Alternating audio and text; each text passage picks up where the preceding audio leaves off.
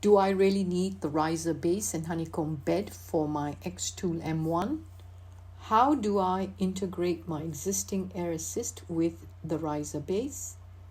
Will I still need to use prism rods when I have the honeycomb bed? Are the settings different when I have the Riser Base installed? Hi, my name is Pearl. I'm the beadinggem, and I'm here to answer those questions and more. First, let's start with the step-by-step look at how to install the Riser Base quickly, and then review the advantages and how to use it with the honeycomb bed.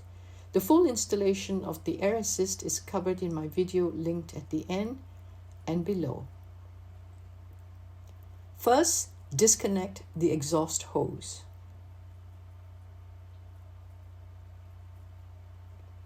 Then the power cable. Disconnect the existing Air Assist only at the silicone tube attachment. Unscrew and remove the base plate. Temporarily secure the coiled up Air Assist tube to the machine with some masking tape. Move the laser module somewhere else to make space for the new Riser Base. A quick clean first. The two halves of the Riser Base are different. The left one is narrower. The exit hole for the Air Assist is best at the back right. Notice the larger spacing of the internal ledges should be on top. Set the two halves at just under 22 inches apart, which is the size of the laser module. No need to be super accurate, as there will be some adjustment later when you place the laser on top. You can also quickly level up the front edges with something like a long ruler. The laser is not heavy. Just make sure to locate all the legs securely into the holes of the base units.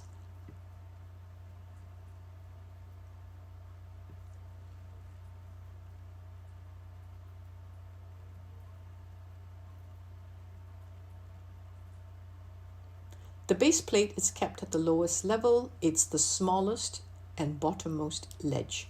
Slot the base plate right to the back. It will act as a debris catcher when not in use.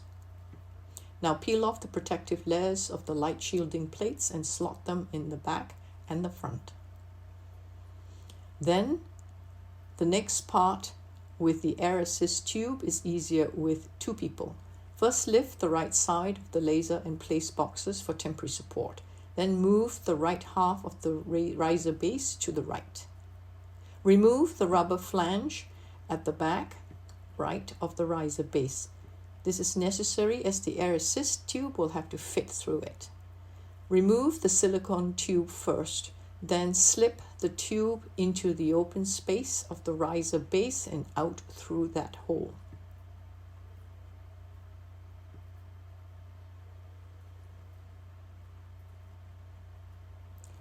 Remove the temporary supports and replace the Riser Base back under the laser.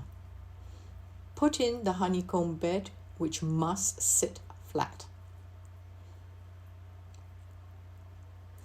The Air Assist tube does not affect the honeycomb because it goes into the open space of the Riser Base below.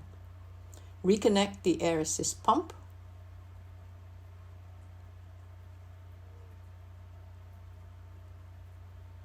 Reconnect the power cable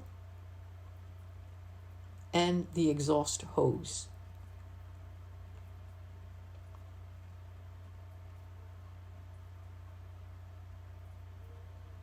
You do not need to use prisms with the honeycomb bed. It comes with magnetic clips which clamp down materials such as wood sheets. This is very useful if your wood is warped. You can try making the sheet flatter by using some masking tape and to hold it down more, and at least at one edge. This is a great advantage of having the honeycomb over using prisms.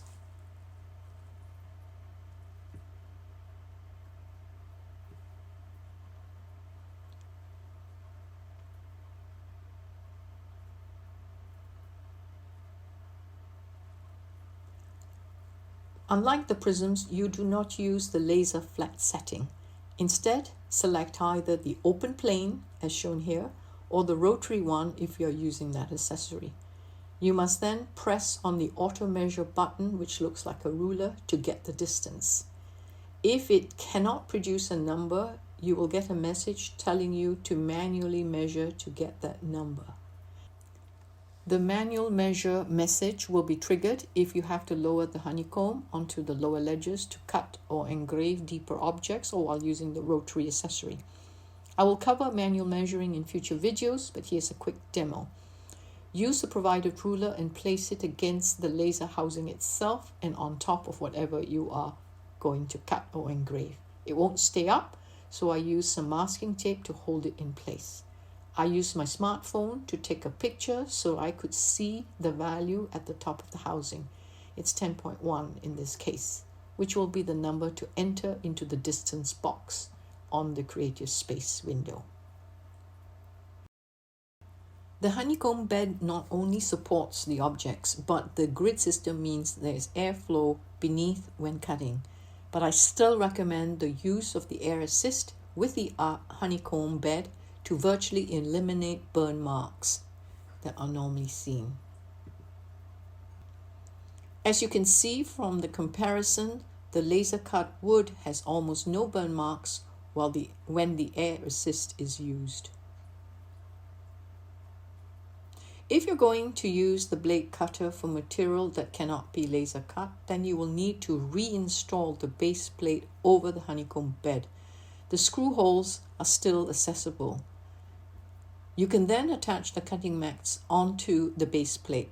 The cutting mats are sticky on both sides. Remove the underside one first to secure onto the base plate.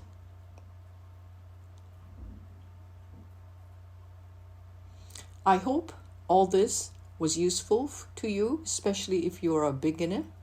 Please like and subscribe to see more tutorials in the future. Also check out my blog for more tips, tutorials, and inspirations. See you later.